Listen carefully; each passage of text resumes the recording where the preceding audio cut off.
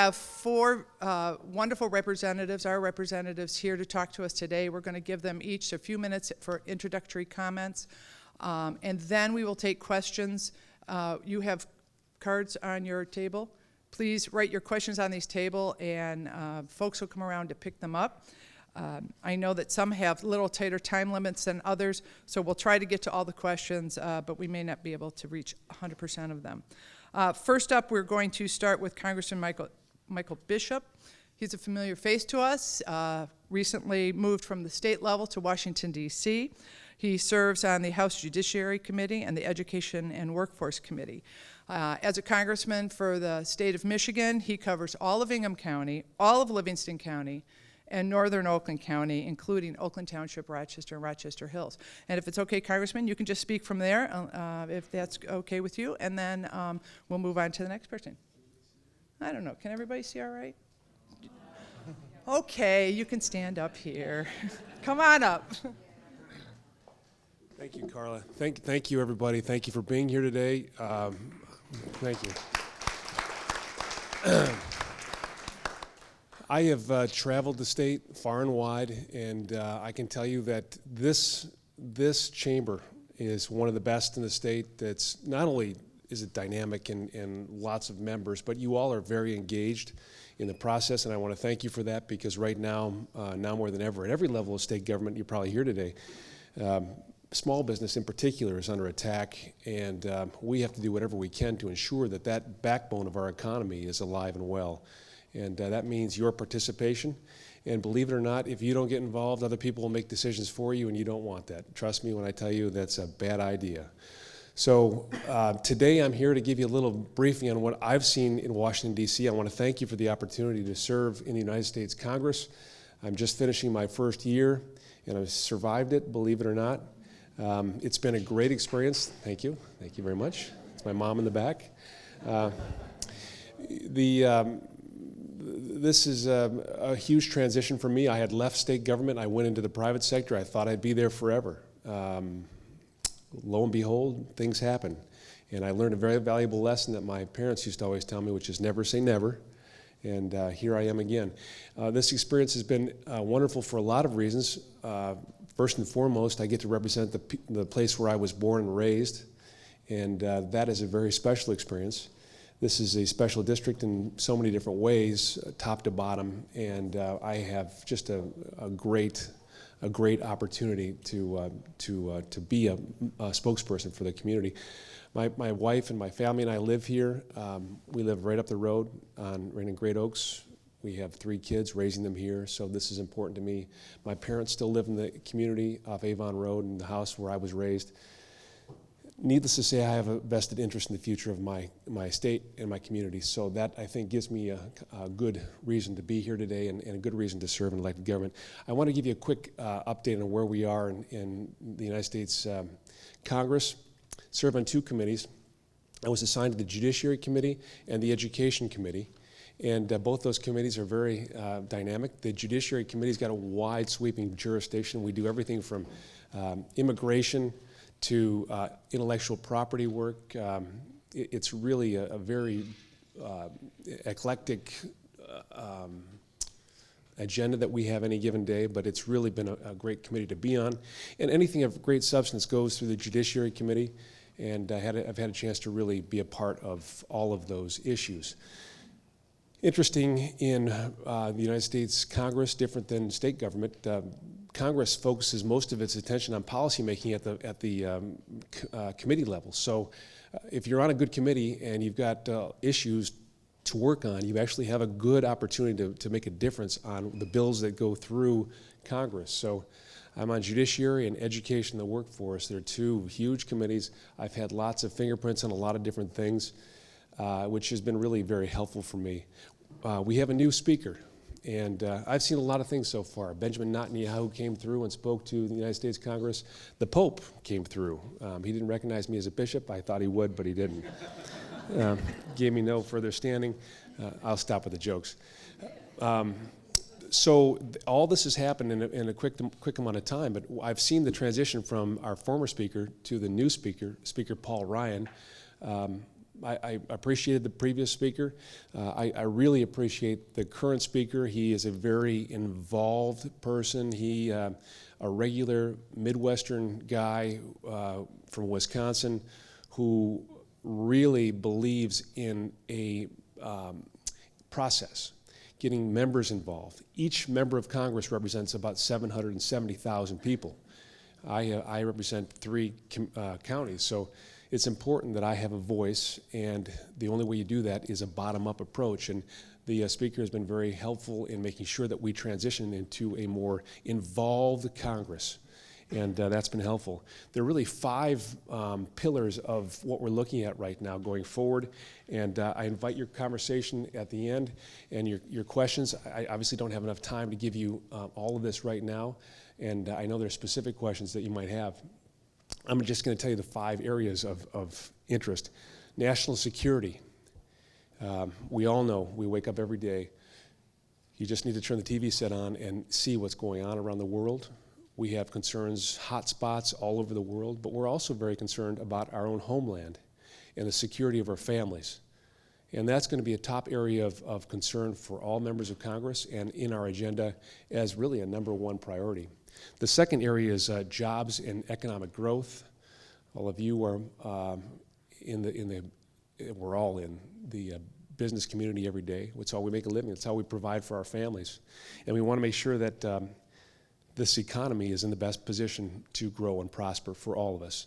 And unfortunately, we've got a government really at all levels. Now, I'll let my colleagues share their experience too, but from my experience, I have never seen such a behemoth as I have at the federal government. I thought I saw big and unwieldy at the state level, but the federal government is very big and it needs to be trimmed and controlled.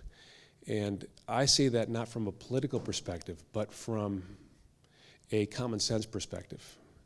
We cannot continue to function the way we are right now and expect to have a positive impact. We have 3 branches of government. And in my opinion, the biggest problem with the federal government right now is there is a growing 4th branch of government. It's a gray area of regulatory government. This environment has really made a difference in the business community.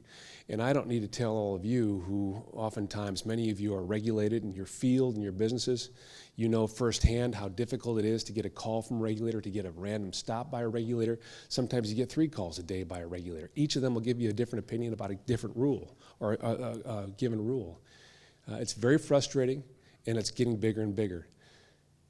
And that's why we're very concerned in Congress, because Congress has really lost a lot of the power to pass laws. And if you look at the Constitution, I know it's a crazy thought, but in the Constitution, it provides for the role of each branch of government. Congress is responsible for passing laws, no one else.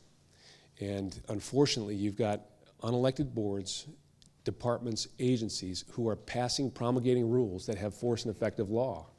And it really has become very damaging on a lot of different things, on families and businesses.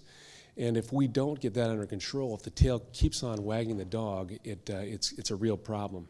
And so we've identified this as a major issue and in our jobs and economy sector of our agenda, and we're going to address that. The speaker appointed me to a task force to address the constitutional authority of Congress and to find out ways to reassert our role and to ensure that we don't promulgate rules and burden all of you overnight with a rule that may really have a huge impact.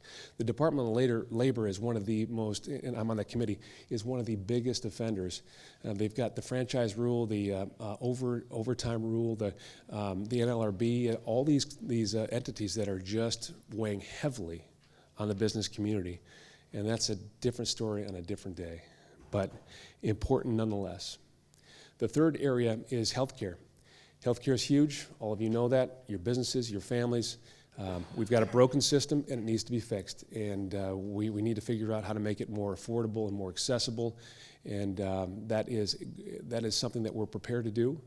And we've attempted to do, and we're going to continue to attempt to do, because it's that important to our community and our economy. The fourth bucket that we're working on is poverty and opportunity. This, to us, is important because The level of poverty in this country is ridiculous.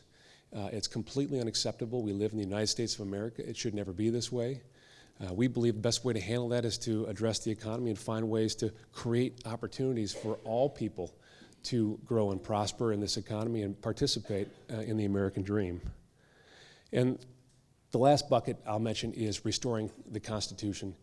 We have a constitutional crisis in this country.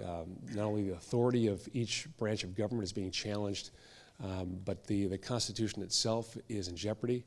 And we all know that democracy is only one generation away from extinction. And this is very important that we as Congress ensure that we address the Constitution, continue to operate under its terms, and not use it as a readable Word document. This is our defining principles, and we really are very committed to going back to its founding principles. So I want to thank you for your time today. I know I've got a limited amount of time, and Carl's going to give me the heave-ho anyway. I'm ready for, that was my quick introduction. If you have any questions of me in specific issues, please feel free at the end. I'd be happy to answer. Thank you. Thank you, Congressman. Next up, Senator Marty Knollenberg. Marty's been a lifelong resident of Oakland County. He was elected in 2007 to the State House of Representatives, but he joined the Senate, other side of the fence, in 2014. He represents Rochester, Rochester Hills, as well as communities like Bloomfield, Birmingham, Clawson, Berkeley, and Royal Oak. He chairs the Licensing and Regulatory Affairs Appropriations Subcommittee. He also is on the Transportation and Corrections Appropriations Subcommittee. He chairs the Vice Chair of the Education Committee, which I think is very important, and also a member of the Finance and Regulatory Reform Committee. Let's welcome Marty Knollenberg. Thank you very much. I'm happy to be here today, and I appreciate the opening on that. Obviously, Michigan has a number of challenges, and the big elephant in the room is Flint and Detroit Public Schools. And it's unfortunate we have problem in both situations, but we're making a huge effort in helping both. The Flint situation, we will be eventually appropriating almost $260 million to fix that issue down there. I think Snyder is committed to this effort. He's got 2 years remaining in his term, and I think he's really committed to this effort. I don't think there's anybody better that's more committed than he is. And to bring in somebody new at this point in time, I think would set us back. And so I feel confident that this issue is going to get resolved. And you have a number of children that are affected with this lead crisis, and so a lot of emphasis on that, money for doctors to diagnose and to treat kids that have lead in their systems, people that have water in their house but can't use it. There's money for those folks that reimbursing them for not having to pay these types of things, money for new pipes. And so there's a big effort in this area. So I don't want to get into the details. I know we got maybe questions on that later on. Detroit Public Schools, another big issue. And the long and the short of it with that is, if we do nothing, it's going to cost all of us taxpayers far more as opposed to trying to do something. So I think what you're seeing in the legislature, and I voted for the Senate package that's now sitting in the House, that will provide money to get the new Detroit public school system set up. And in my belief, we can't do nothing. We have kids in Detroit that deserve an education, that aren't getting an education, and they end up being a burden on society if they're not educated. We pay for it in our correction system, our social safety net system.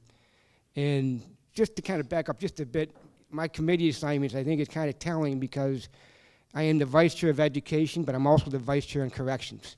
And I sit on both appropriations, which is the money side of things, and the policy side of things. So the corrections and education is interesting because, in fact, they're both committees I didn't even ask to be on.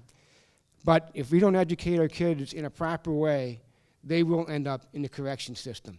And so it's a nice fit in that regard. So we will get this Detroit public school thing fixed. And there's a couple sticky points that we need to address. but we will get it done. I started out with some challenges and not so gloomy stuff. There is a lot of good stuff going on. Unemployment is at a 15-year low, below 5%. That's good news for all of us. I know we have a number of job providers in this room. Hopefully you're seeing those signs, so that's a good thing. Road funding. We did pass legislation last fall on that. It wasn't a perfect bill. It was a compromise bill. Doing nothing it's not a solution. I chose to be a part of a solution. I believe that the roads are important to it's important to job providers, economic growth, for parents trying to get their kids to school, to try to promote tourism in the state of Michigan. We have not increased road funding. It hasn't gone up since 1998. And so if you want better roads, you have to pay for it. So I did support that package. Not a favorite vote, but it was a compromise vote. And I think at the end of the day, doing something better than nothing. Budget.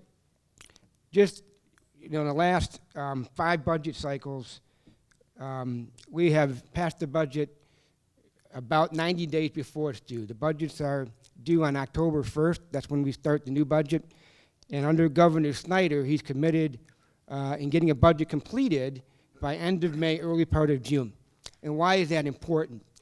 Because you have a number of stakeholders like our school districts, our local governments, that need to know how much money they will have to be able to spend it for the upcoming year. Their budgets typically begin July 1st.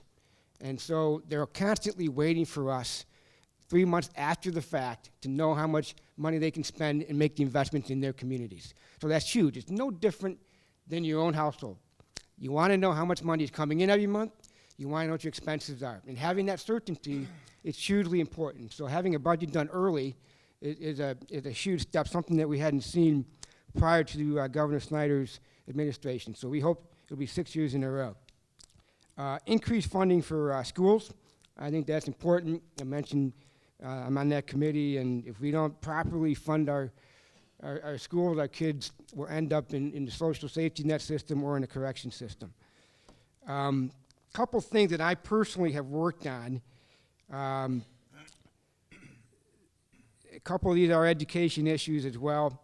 We have union employees that are representing our school teachers, and these union people are people that are chosen by their peers, teachers, and what ends up happening is they end up leaving the classroom to become a union steward. And I'm personally fine with that. The issue really is the taxpayers, the school district, continues to pay their salaries as if they're still teaching in the classroom. So in other words, there's one less teacher in the classroom. They have to replace that person with another school teacher, and taxpayers are paying for union activity. If we really believe that money that taxpayers are paying are going to school, they should stay at school. They should stay in the school system. And so this is sort of a tweaking some of the edges here in terms of policy and trying to get more dollars in the classroom. I just don't think that if we're going to pay, I just don't think the union should pay, taxpayers should pay for union activity. It should come out of the union dues. Getting close on time. A couple things before I close here. Straight ticket voting. You might be familiar with this. I had introduced legislation last fall. In Michigan, you will no longer be able to vote straight Republican or straight Democrat. And this is something I've been working on for a long time. I just remember when I first started voting for my class president in school. They taught us to vote for the person. And I truly believe that we should choose our candidate not based on political party. It should be based on the person. 41 other states are doing this, so this is not something new. I'm telling you this because you've got an election coming up in November, and you will have to choose your candidate, whether it's Republican. You can still vote all Republican or all Democrat, but you have to check off the box. So, make note of that in November, that you will no longer be able to check off the single box. You're going to have to actually choose the candidate. I think that's a good thing. I think we should know who we're voting for, and philosophically, I just have always believed in this. So look for that. And before I conclude, I want to talk about a couple things I'm working on. It's important that I get feedback from the community, because I don't sit around trying to think up of bills. I mean, I don't have time for that. My ideas come from the community, and I want to share two with you. The city of Rochester Hills had approached me because they manage perpetual care funds for cemeteries. They own a number of cemeteries, and they're required to manage these cemeteries. So the money that they have, that they're managing, they invest. And they wanted the ability to obtain greater returns through these investments, and they were limited. And so they approached me, and essentially they wanted to invest in something that would allow for a greater return. The long and the short of it, this became law. The city of Rochester Hills will be able to generate an additional $50,000 to their general fund through this effort. So I never would have come up with this on my own. Thankful that the city of Rochester Hills came to me. I met with the leader dog of the blind just about a week ago, I believe it was, and they had a number of issues, but one of the things that I'm committed with them on is they want to be able to raise money by offering people to buy a license plate for leader dogs of the blind. And so hopefully we'll get that legislation passed, and it'll generate, hopefully, revenue for the leader dog of the blind. Now, it just kind of came about through a conversation. And so my point in all of this is that I represent you, and the legislation I introduce or vote on really comes from all of you. And your input is important to me. Thank you very much.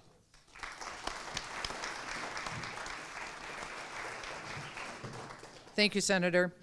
Next up, let me introduce you to Representative Michael Weber. He was elected in 2014 to the State House of Representatives following his role at the City Council in Rochester Hills. He, as you may know, represents the City of Rochester, the City of Rochester Hills, as well as the southern part of Oakland Township. He's Vice Chair of the Committee on Criminal Justice, as well as one on Government Operations. And he's a member on Tax Policy, Energy Policy, and Insurance. Welcome, Mike Weber.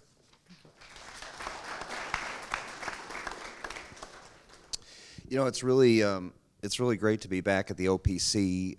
One of my roles when I was on the Rochester Hills City Council was to be on the governing board here at the OPC. And even though I'm a little too young to utilize the facilities, what I always said was, you know, this is such a jewel of our community. And my wife Julie and I, we grew up in this area. We plan on spending the rest of our lives here, and so we want something like this to be available when we get to be that age as well. So and it certainly helps really attract you know, a lot of folks to the area for not only events like this, but all the services that they provide. I'm also happy that this event is back. You know, when I was on the legislative committee with the chamber not so long ago, we used to do this on an annual basis. We had I actually emceed it one year when we had Congressman Peters and Representative McMillan. I remember seeing then Senator Bishop here, Senator Knollenberg's father, Congressman Joe Knollenberg, and we haven't been able to do it the last few years. So I think it's really good, you know, to be able to have these kind of updates on an annual basis, but also the turnout is tremendous, and I think it shows the chamber that there's an interest in having an event like this going forward. And it's an honor to represent the greater Rochester area at the state capitol. You know, I spent some time as a staff person in and around the capitol, and you know, probably didn't think I would ever actually run for office myself. But you know, looked at it in terms of running for city council and did that. Was blessed to be part of our Rochester Hills City Council for 7 years, and then looked at running for the State House. So it's really a true honor every time I step on that House floor representing our area. You know, Carla mentioned some of the committees I'm on, and you know, it's been interesting. All those committees, we've had some really key issues go through: criminal justice reform, obviously energy policy reform, some of the auto no-fault stuff going through the insurance committee, and we can touch on all those during the committee or during the question and answer session. But the focus for the next 3 months, the stuff that you're going to see in the newspapers, in your Oakland Press and your Detroit News, your Free Press, et cetera, is going to really hinge around a couple of the points Senator Knollenberg mentioned, which is the Flint water crisis, Detroit Public Schools, and then the budget, and getting the budget done in June. And they're all intertwined because, we're going to have, the Detroit Public Schools, for instance, that is paying down their debt over the course of 10 years at $72 million. And there's been a lot of questions in the community about, does that $72 million take away from our Rochester Community Schools or our Avondale schools? And, I'm happy to report that no, it doesn't. The governor has proposed that every school district's going to see a $60 to $120 per pupil increase this year, in addition to I think Rochester Community Schools and Avondale got about a $25 per pupil increase last year in the current fiscal year that we're in. But that $72 million is going to be kind of set aside, and so it's not going to affect our school districts. But as Senator Knollenberg pointed out, we do have to do it. Unlike the city of Detroit issue, where bankruptcy was an option, it's not an option when we're dealing with the school district issue. The Flint water crisis, we can talk more about that. Certainly, there was a breakdown, a lot of different levels of government on that. I do think Governor Snyder is trying to correct the problem, working with the legislature. So far, every appropriation that has been before the legislature in the House, and I want to say in the Senate as well, they've been unanimous votes. They've been bipartisan, unanimous votes. What we've kind of told the governor going forward is we would like to deal with the rest of it through the budget process and not doing kind of like these one-off supplemental bills. And so that's why it's in his budget that would begin October 1 of this year. And again, we're going to try to get that done by early June. I think we're on track. We're on target to do that. We're also going to see some slight increases for higher education and community colleges. Obviously, we're Oakland University is right here in our backyard, OCC, et cetera. And the DPS thing, Senator Knollenberg touched on this.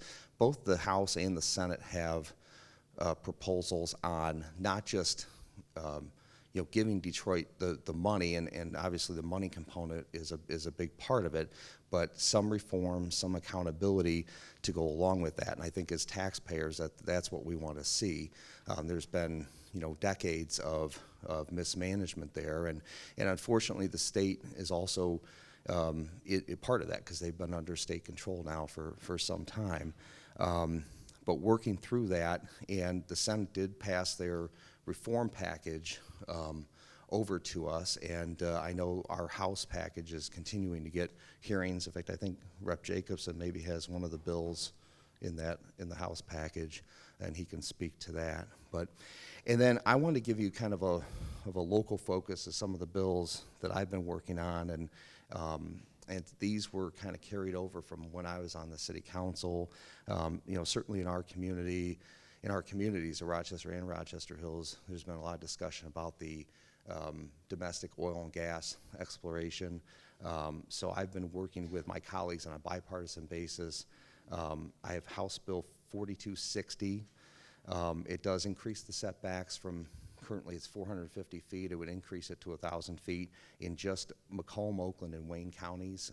Last February, the DEQ put out rules that just affected those 3 urban counties, and I was working with them on that, and I think there was a lot of good that was in there. The one part that they didn't change was the setbacks. So working on that, and I know now that issue's kind of popped up in Southfield, so Representative Moss has a bill that I've co-sponsored.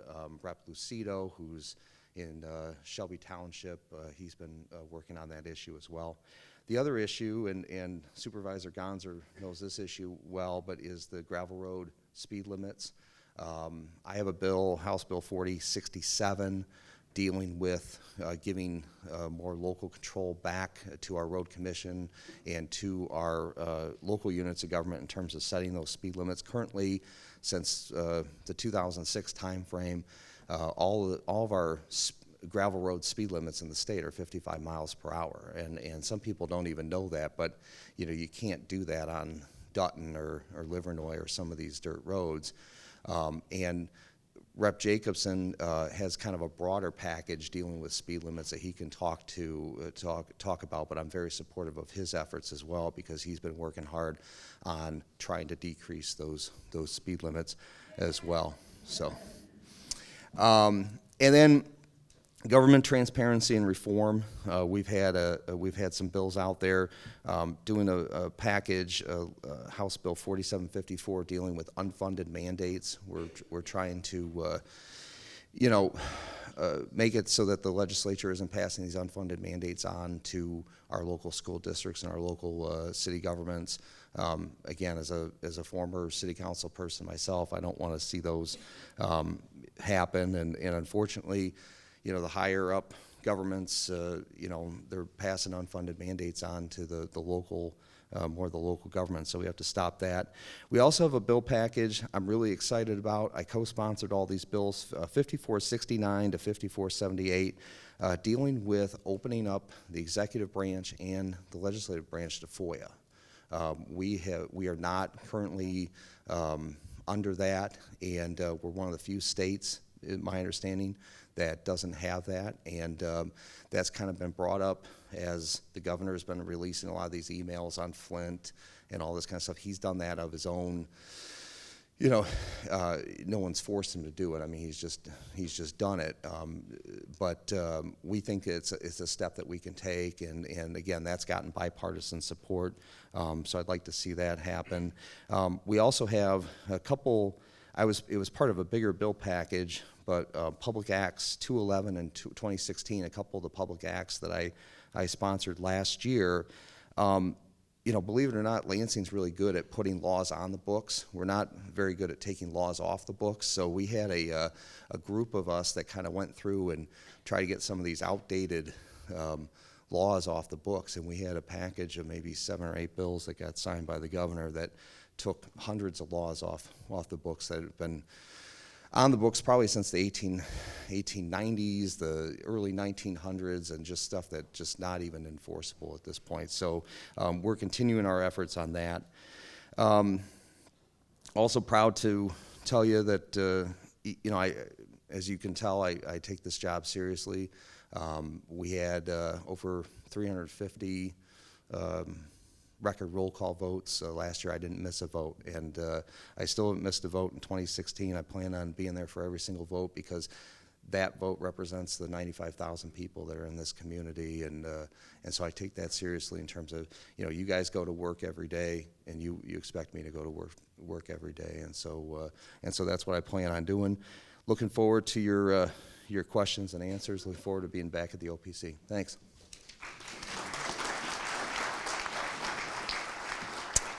Thank you, Representative. And now I'd like you to meet State Representative Brad Jacobson. He was elected in 2010 to the State House of Representatives, serves as the chair on committees for communication, technology, and government operations.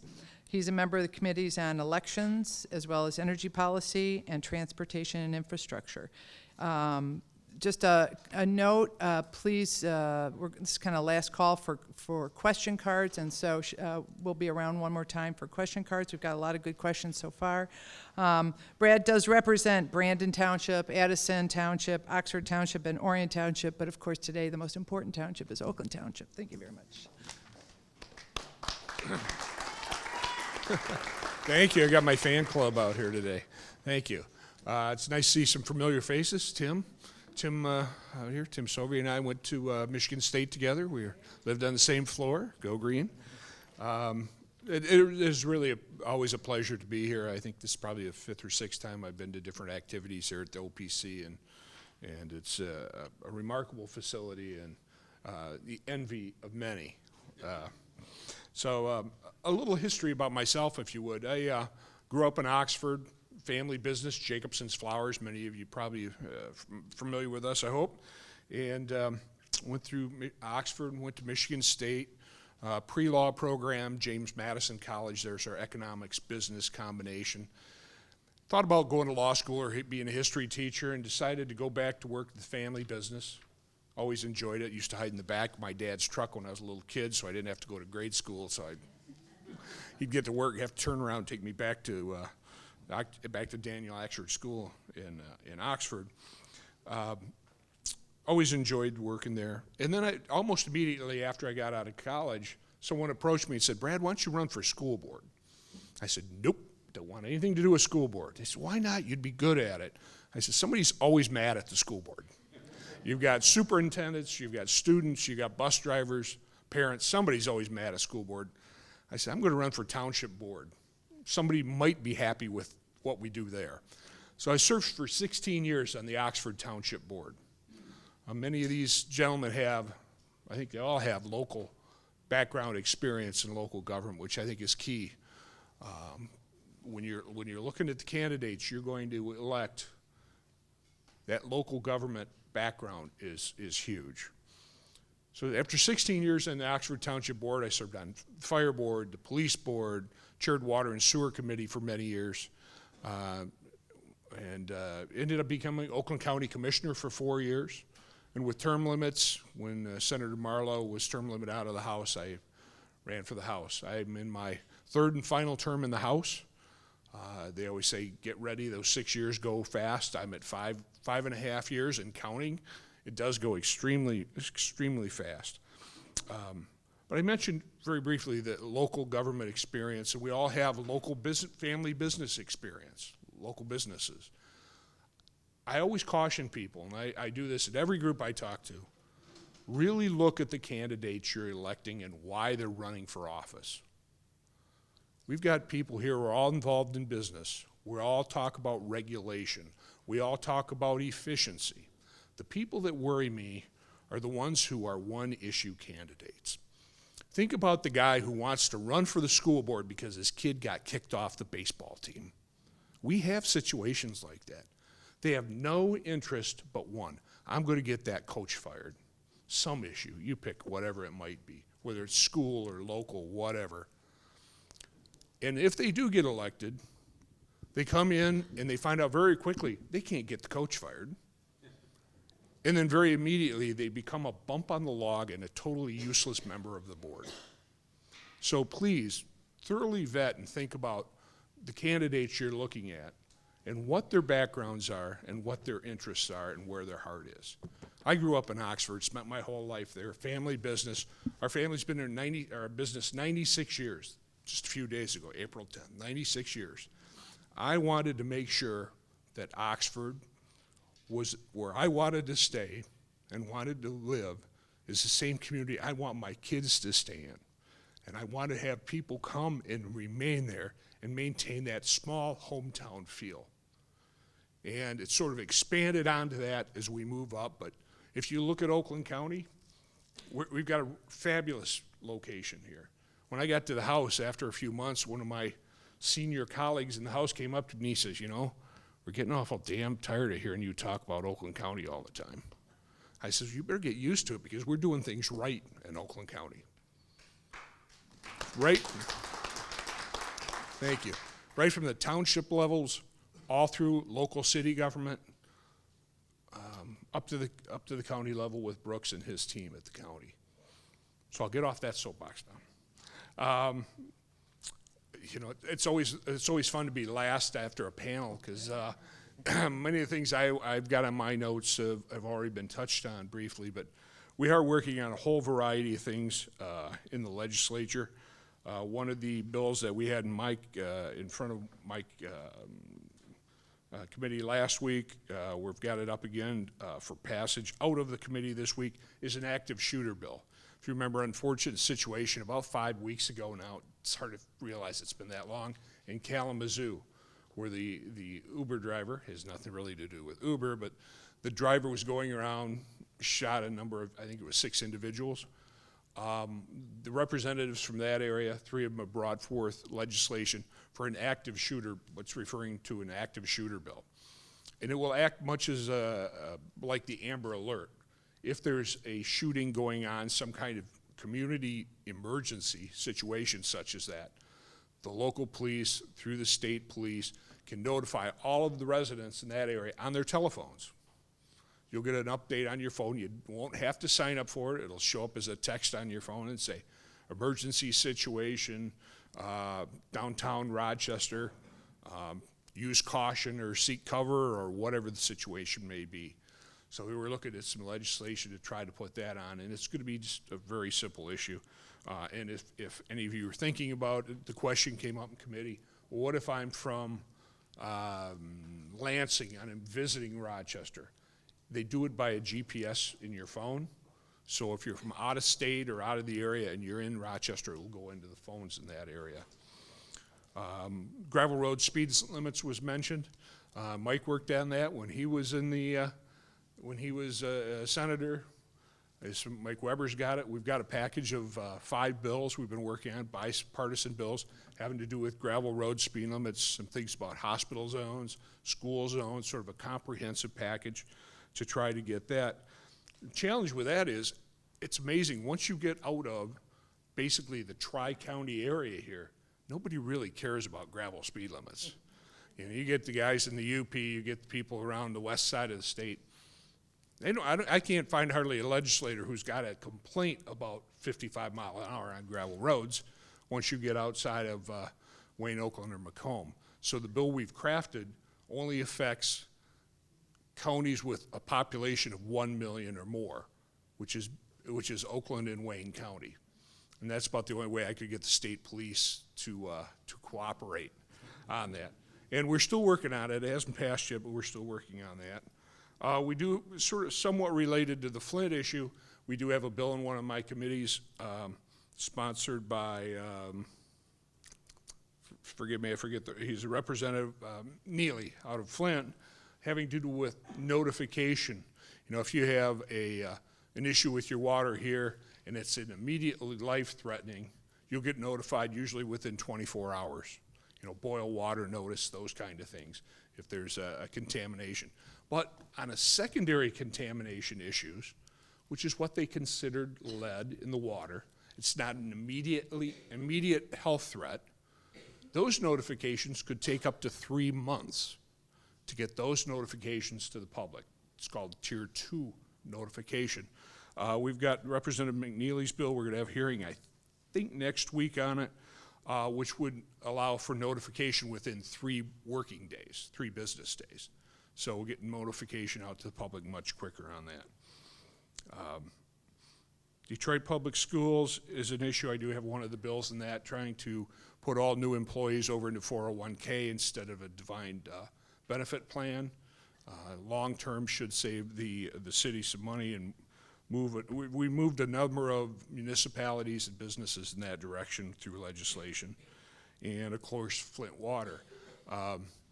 Being that I chaired Water and Sewer Committee at Oxford Township for about 10 years, and I've got 5 family members in the education industry area, I have a very deep interest in both of those, and I'm sure we'll have some more questions on those. But the key thing I think with Detroit schools is everything we've done in the past has been a Band-Aid. We've tried to work within the Detroit system, within the school board, within what they have operating. We're trying to make it more of a sharper break at this point. Put in the Financial Review Commission. The Senate plan has the Detroit Education Commission. The governor, or excuse me, the mayor is much more involved in both of these operations that he has in the past in how the Detroit schools operate. It's been an ongoing problem, as was mentioned, for a number of years, and unfortunately it's something that's going to take us a while to get fixed. So I think I'll end my comments there. Thank you very much. Look forward to your questions.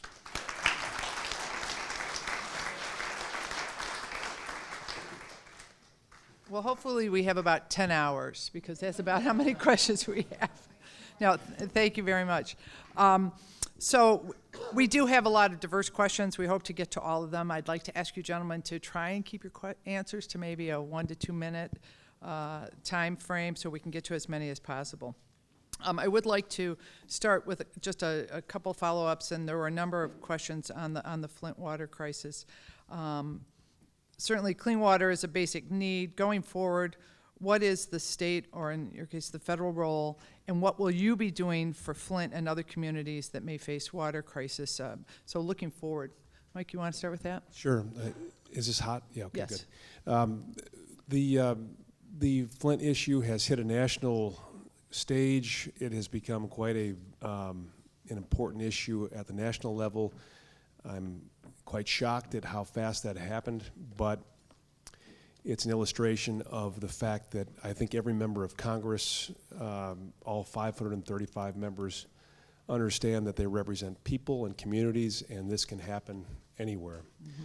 We've had previous issues like this, in DDT, you had asbestos and issues like that that impacted one community originally, and all of a sudden you realize it has broad sweeping impact. So it's a federal issue, and members are working hard to address it and making sure that we help states too. First and foremost, I would give credit to Dan Kildee, who represents the Flint area in Congress, a member who has been an outstanding leader in this area to raise the issue to the United States Congress. We passed a bill immediately to address what was clearly a problem, and that is communication. Representative Jacobson just advised you of how long it takes to let people know when they see a problem. Clearly, there's a problem with levels of government. You've got the DEQ on the local level, and you've got the EPA on the federal level. There is no communication. What's seemingly, this is an illustration of what happens. The bill would expedite the communication process to ensure that everyone is made aware of issues and that those issues come to an official level as soon as possible. So that's number one. There are a number of other funding issues. To me, this is far more than funding. We have many communities that this will impact in the future, and we have got to figure out how to fix the problem and not just throw money at it. That said, I do understand that funding is important to address those issues, to get that infrastructure out, put a new one in, and protect our families and children. So this is an issue that will continue to move forward at the federal level as all eyes are on Michigan. It's too bad that this is what brought all eyes to Michigan, but it is an issue and one that we're working on. Senator Knollenberg, what's going on in the state level? So yeah, this issue is not just isolated to Flint. I mean, this is countrywide, and so I appreciate the effort from the federal level. From a state perspective, you know, as a member of appropriation, we've appropriated, I think, we're up to like $68 million, and we've acted very, very quickly, and we recognize the concern in Flint, and so we will continue to do that through our current budget cycle, which is ending on September 30th, and October 1st begins a new budget cycle, and so there'll be additional money in that budget as well for this. You know, we talk about, you know, I talked about the transportation issue, and you know, that's important, but what we missed in all of this is what's underneath the roads. It's the infrastructure below that. And so a number of communities are facing this issue, not just Flint, because it's not sexy to talk about what's below the pavement. You don't see it, you don't feel it, but if for no other reason, I think this has highlighted the importance of the infrastructure below the roads. And I think you'll see a lot of effort in that, and I know that, I'm sure that the local communities are looking at this as well.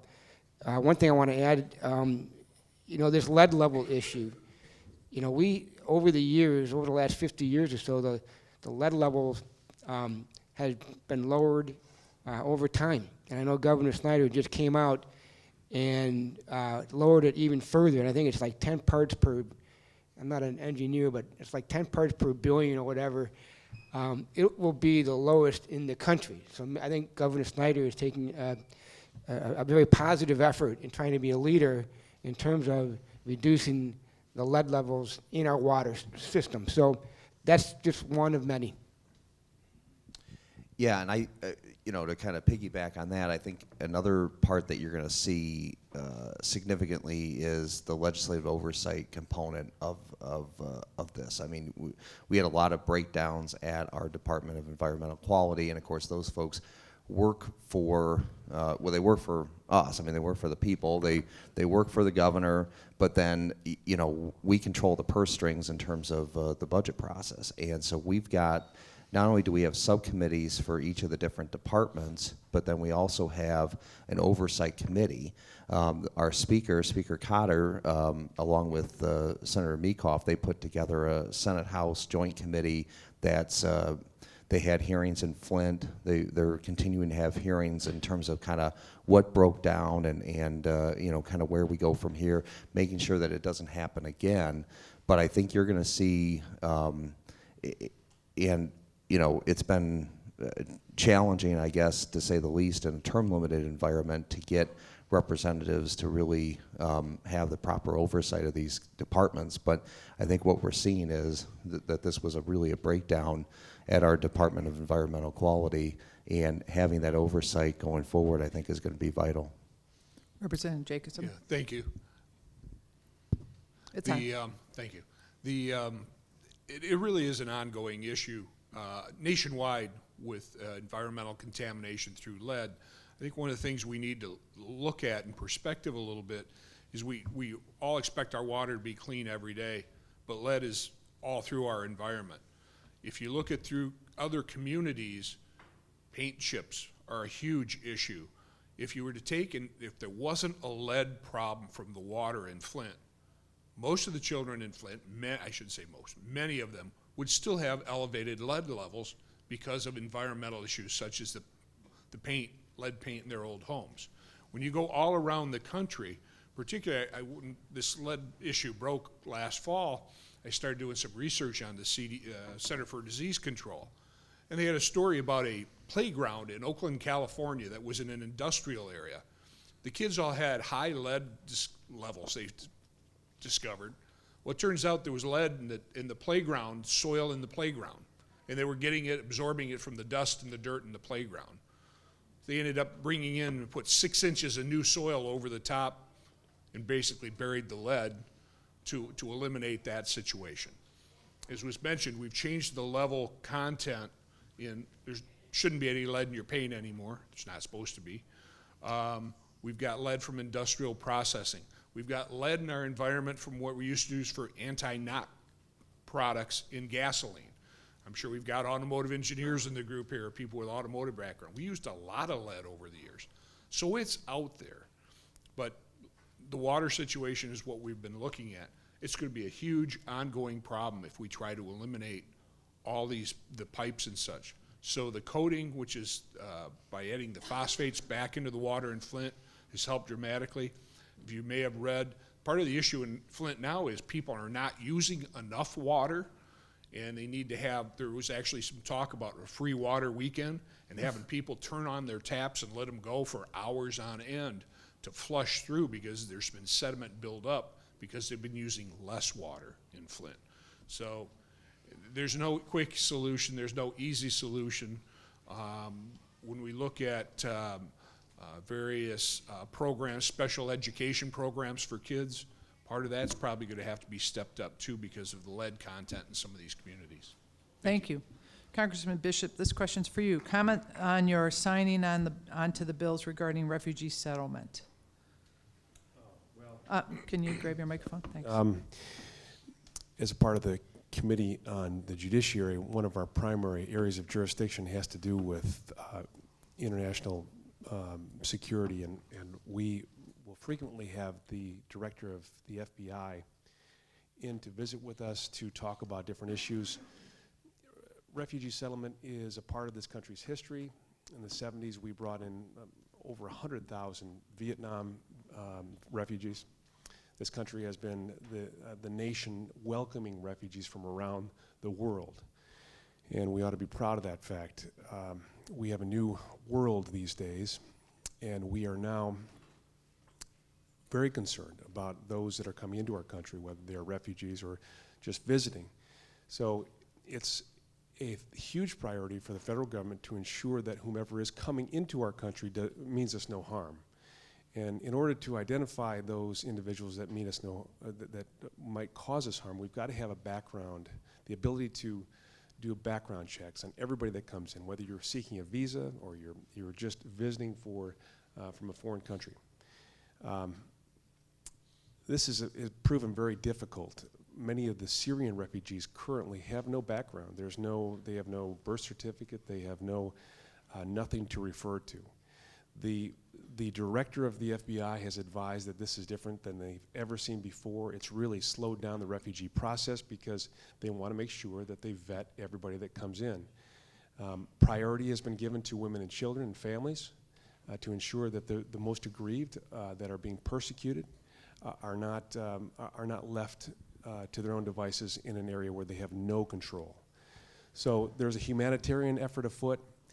The United States government is doing the best it can to try and identify how to best to continue the refugee program, but at the same time we've got to be very careful about how we continue the process. We're right in the middle of a discussion about resettlement. The governor has even raised the issue. Many governors around the country have raised the issue. They don't want to be inundated with refugees that they have no documentation for. So this is a fair request on the part of local leaders and to ensure that they know who's coming into their community, and at the same time balancing the need to ensure that we find hope and a sanctuary for people who are in genuine need. We, as you know, have a huge Muslim and Chaldean community in this state, in particular Southeast Michigan. There are a lot of people in need from those families, and we've got to continue to work with them.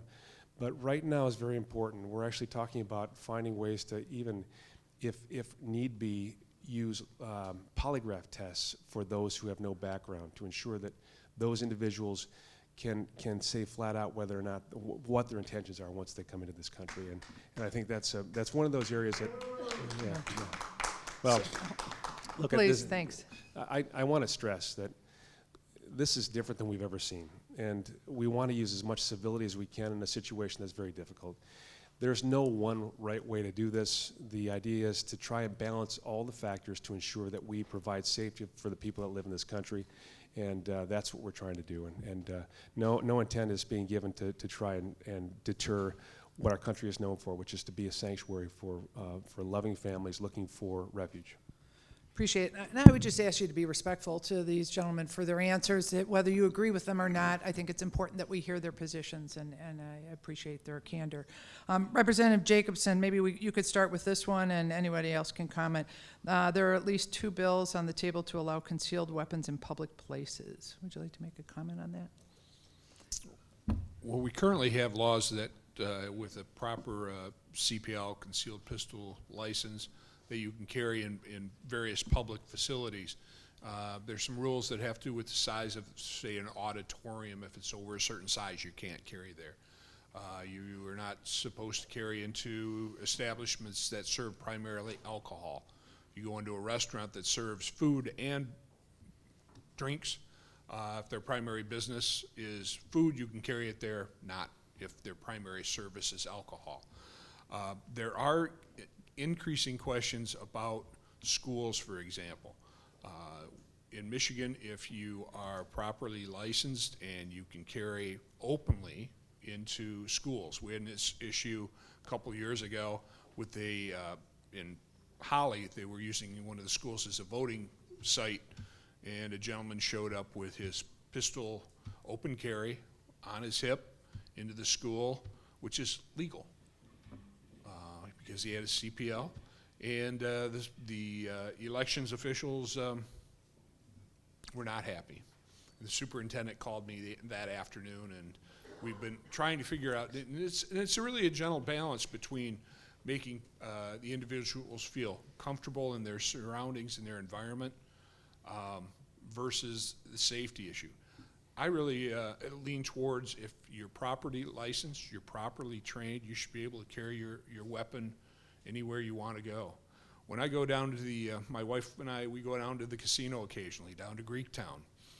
And I go down very often. I just go down and I've got my jacket. I take off my legislator pin when I go down to the casino. And I stand around and I look. I don't play much. Like to play craps, but I can lose too much too quick. So I watch the tables and enjoy through somebody else losing their money. And I had an employee of Greektown came up and started talking to me, thought I was an employee. And I started chatting with him, told him I wasn't, told him who I was, and he was part of the security detail. He told me that they estimate that about 35% of the people at Greektown are carrying a weapon of some kind.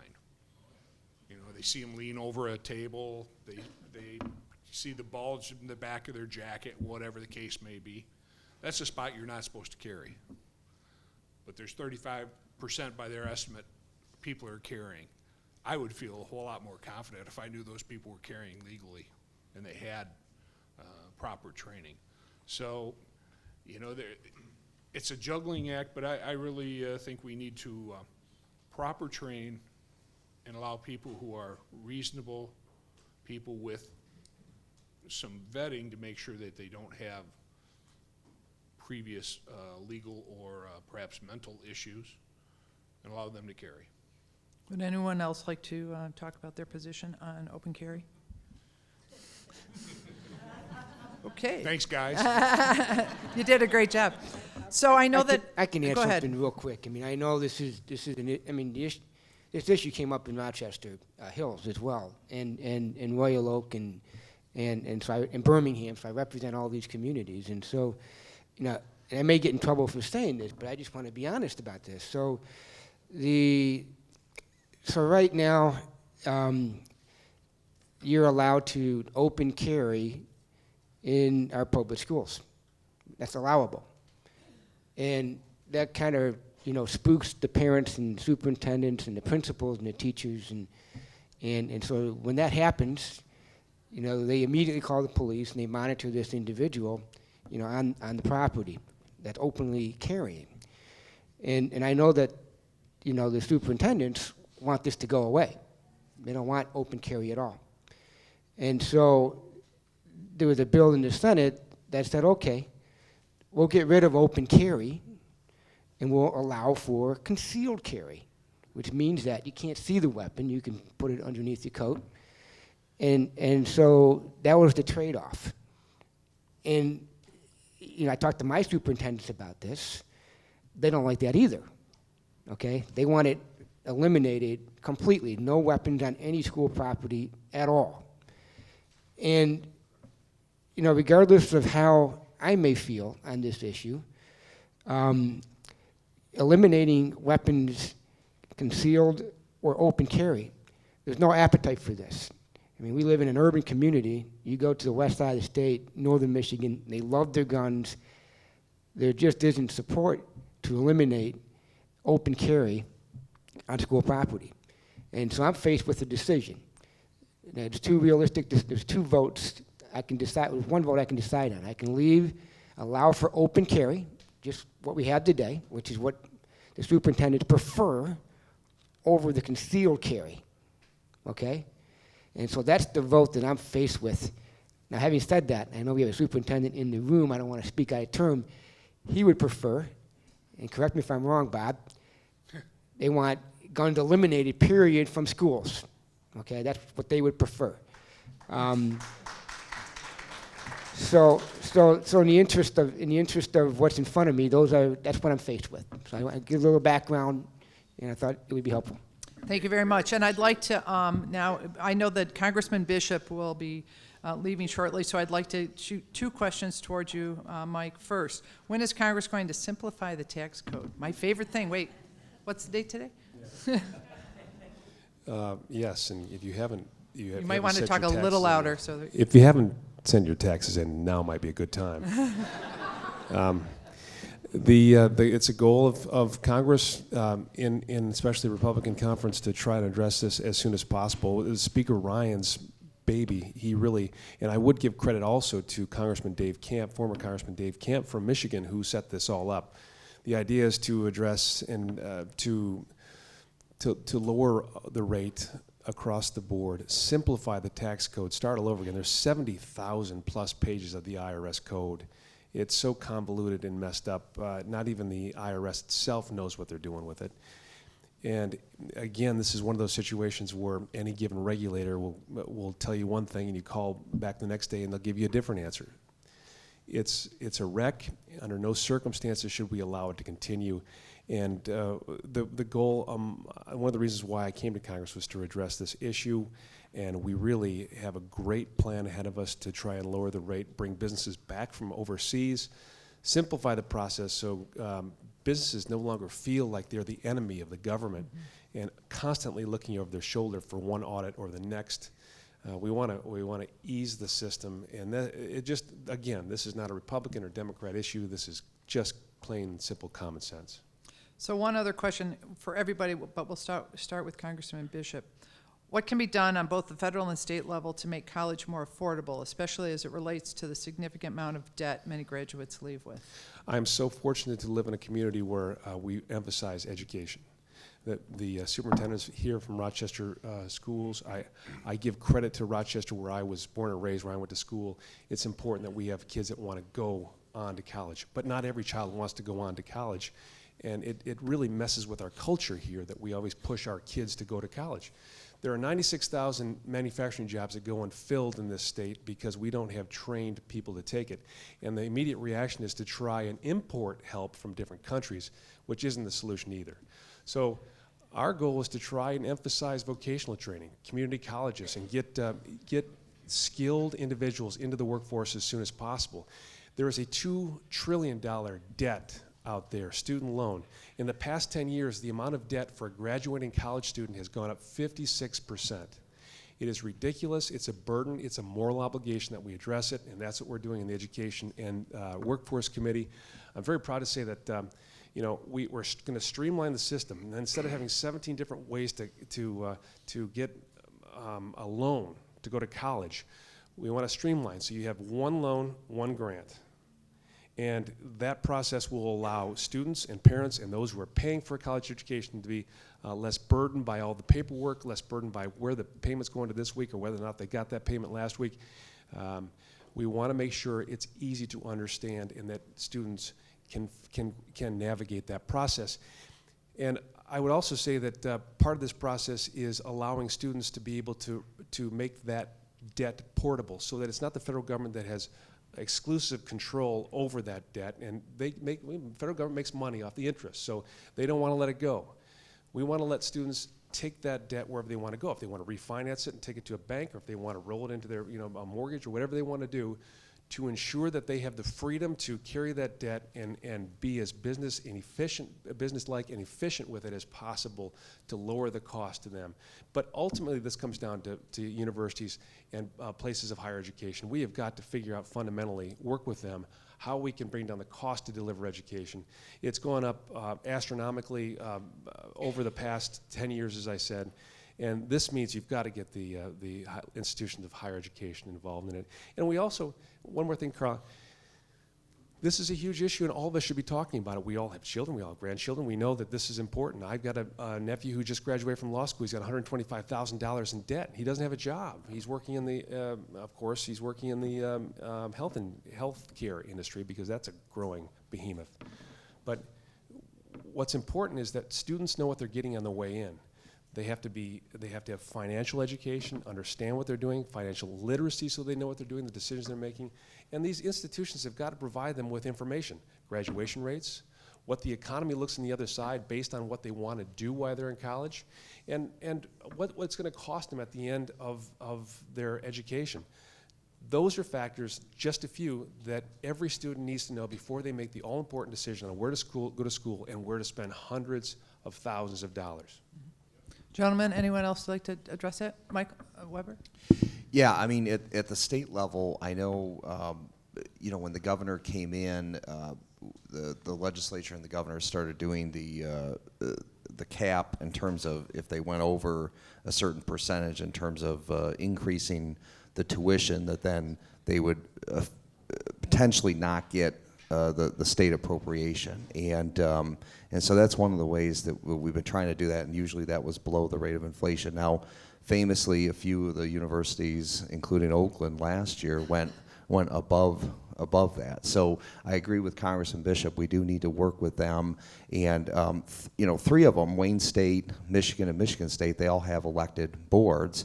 The other boards are appointed by the governor. But these are folks that we work with, that we need to, you know, work with them on how they can kind of contain their costs. Obviously, you know, because of the you know, the per pupil kind of going up and down over the years, our local school districts have had to look at cost containment and their healthcare costs and different things. And at the university level, it doesn't seem like those sorts of cuts are being made. But you know, I can tell you, you know, it's certainly on my radar. I'm a proud father of a 3-year-old who may be looking at college in 15 years, and I can't imagine what it's going to look like at that point in time. So it's something that we need to address and corral as best we can. So I know Congressman Bishop has to leave, and I'd just like to ask everybody to give him a thank you for attending and giving us his insight.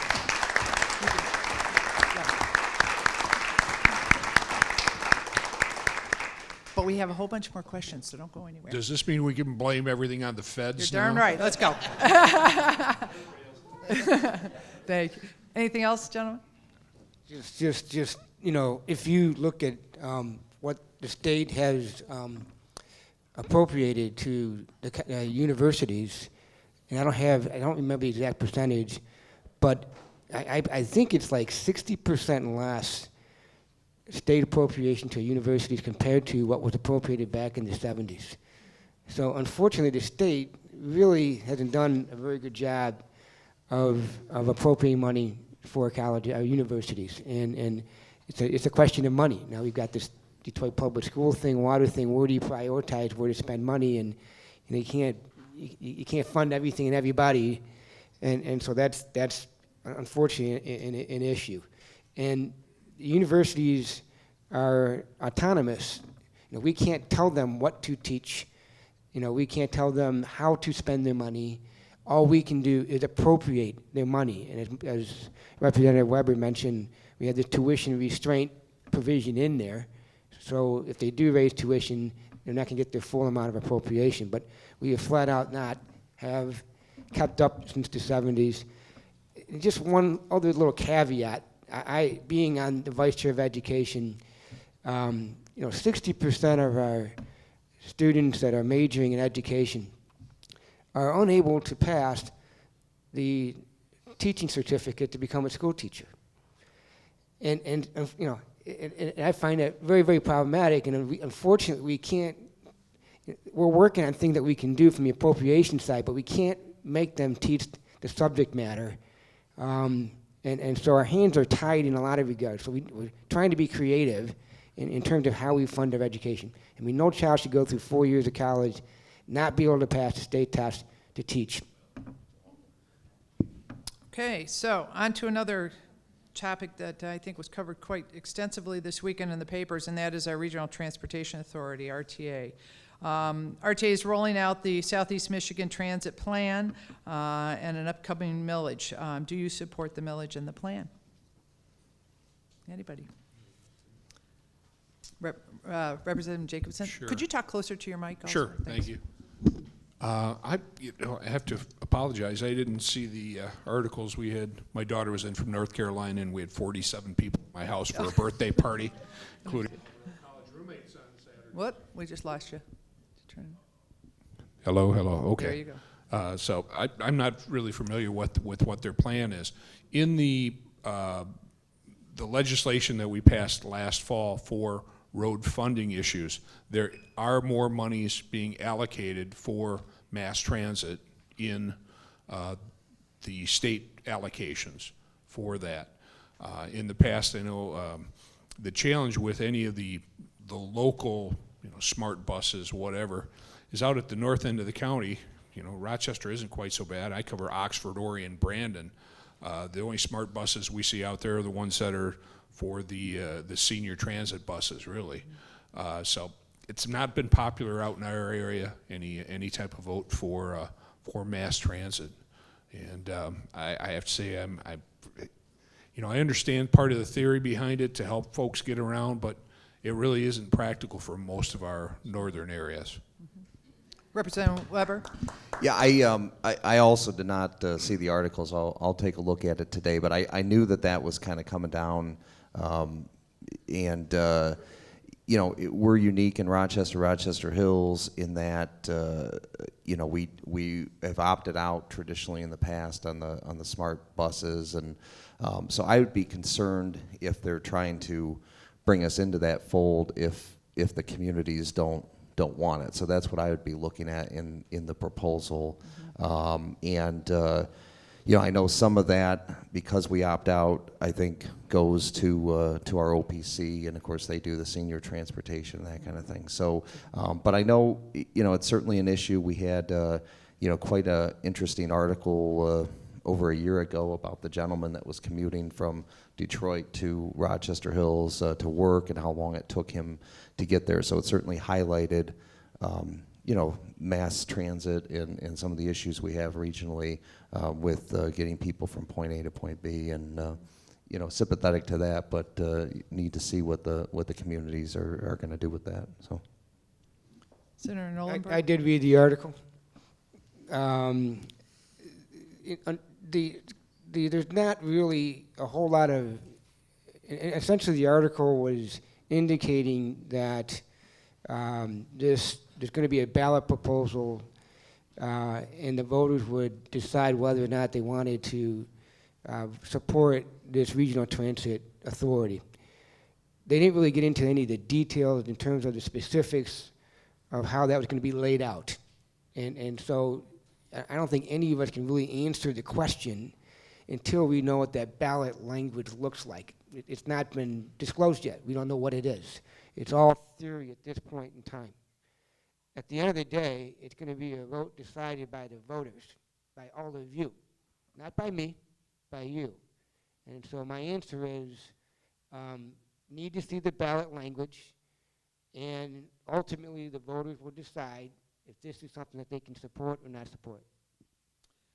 So since we're in OPC, I have a question about senior housing. Many senior housing communities are coming to Rochester area. How will you support housing options for low-income seniors? Anyone want to start with that? Representative Weber? Well, again, I think it's somewhat of a local issue. I was at Mayor Dalton's State of the City a few weeks back, and I know both Mayor Dalton and Mayor Barnett, in their State of the Cities recently had been talking about, the housing stock that we have in our communities, and making sure that we're not pricing ourselves out for not only on the younger end on some of these growing families that are not going to buy these $500,000 homes, kind of thing, but then also, certainly cognizant of our seniors that are on, fixed budgets and that kind of thing. And we do have a tremendous amount of, senior housing that's going in, different places. I know even when I was on the council, there was, probably 3 or 4 of them that we looked at in that time frame. But yeah, just making sure that they're somewhat affordable. So. Mm-hmm. Representative Jacobson. Thank you. If we look at the senior housing, most of it's been developed over the last 10 years. It's really been housing that largely hasn't been subsidized. It's things that seniors have been able to swing between their pensions, their savings, their Social Security and such. I really don't see how we're going to be able to do too much as far as subsidizing the actual housing for new construction or for homes. When I looked at, I used to, when I was at the county, I served on the Oakland Livingston Human Services Board as a county representative. And I really firmly believe that we need to do what we can to keep the seniors in their own homes. They're more comfortable there. Show that their lifestyle tends to be better there, although there's maybe some loneliness factors in some of those things. Certainly don't want to be shut-ins. But with the Meals on Wheels and the different services that are available, chore services to help someone come in and do repairs in their home. Brandon Township has a great program every fall that the former clerk there started, and she called it Rockin' and Rollin' with Seniors. And it was a community activity, and I volunteered many times on it, probably 10, 12 times, and it still goes on today, and I didn't get contacted this year. They line up youth groups, Boy Scouts, church groups, whatever, and we take a Saturday, and we rake leaves, we clean windows, we clean the gutters out. We do whatever the seniors want us to do around their houses to help them out. Strictly a volunteer, one-day activity. That's the kind of thing I think we really need to do. You know, my grandparents, they stayed in their homes until they absolutely couldn't, because they really wanted to stay there. That's where their memories were. That's where their families grew up. I think that's what we need to do, is keep them in their own homes as long as we can. Thank you very much. And Senator I think Knollenberg? from an appropriation process, I mean, we need to support our communities, and the road package was a good start because, you know, seniors use the roads. They have automobiles. Well, they're not using automobiles. They're using the transit vehicles that get them from point A to point B. I know you have some in this facility here. And so making investments in infrastructure, transportation is a big step, and also supporting our local communities. And you know, we're in Rochester, city of Rochester, and you know, they've made an effort to try to appeal to that demographic, but we have to support our communities, whether it's through roads, you know, infrastructure, water, schools, local communities. It's all very important.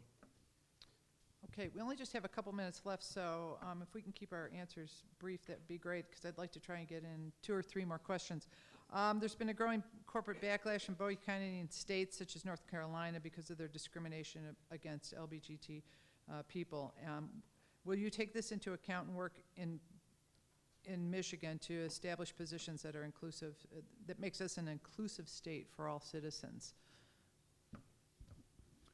I find this to be a really challenging issue, because you've got the business owner who perhaps doesn't want to provide services for perhaps a gay wedding.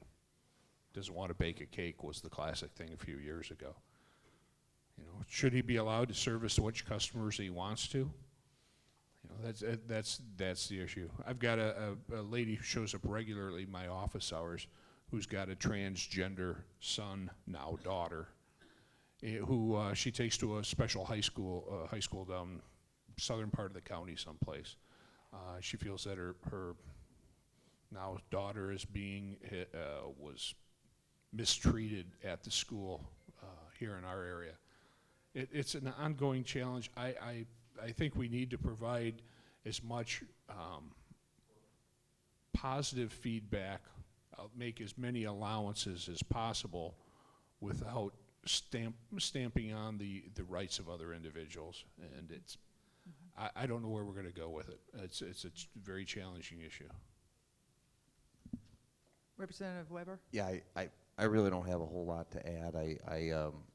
You know, certainly, you know, folks, you know, vote on an issue like this with their pocketbook and that kind of thing, and I think that's what you're seeing to some degree at North Carolina.